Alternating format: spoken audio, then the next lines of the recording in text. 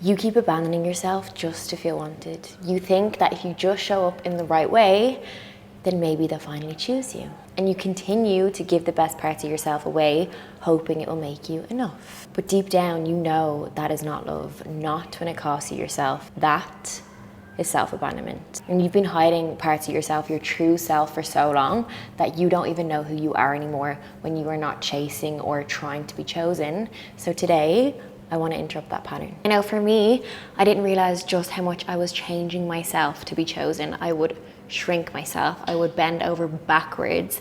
Literally, one time I jumped out somebody's window. But that's a story for another day.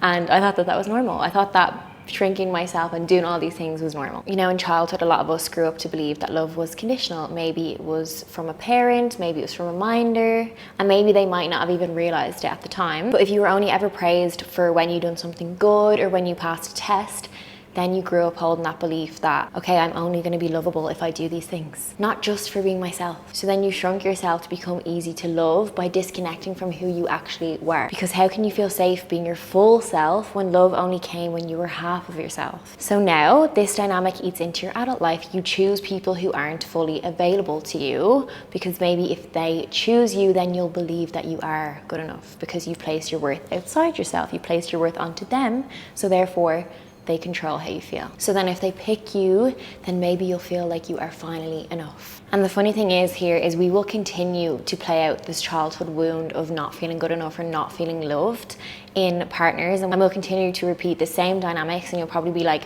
why do I keep choosing the same people? It's because you're actually trying to heal this childhood wound. But you're going for the same people. You abandon your own needs to feel that connection. You mistake chaos for chemistry because it's what you're used to, but just because it's familiar, okay, let this land, does not mean it's safe. So we want to change that. And I know you've met that calm love before, the one that didn't give you anxiety, but I know you rejected it because it was boring, because your nervous system did not feel safe within that space. You didn't trust it because it didn't feel like what love usually feels like to you. So then you were like, no, at least up until now. And this is not your fault, but you can unlearn it and you must unlearn it. Healing is meeting your own needs first. It's when you feel that fear of abandonment creeping in, but you stay with that feeling, and instead of seeing what that other person wants or trying to get that connection, it's staying with that feeling and seeing what you need in that moment, because you cannot be abandoned if you don't abandon yourself. It's time for you to start giving yourself that same love that you so freely give to other people. You deserve that love just as much as the next person. And it starts with rewriting this belief that love does not need to be earned. And it's getting to know yourself so well that you are so in tune with yourself that you know, is it safe here? Am I being loved for myself or am I being loved for my performance? Am I showing up as myself or am I pretending to be somebody just to be chosen? It's being that in tune with yourself that you instantly know the difference. You know the shift, you feel it as soon as it comes on and you're like, no.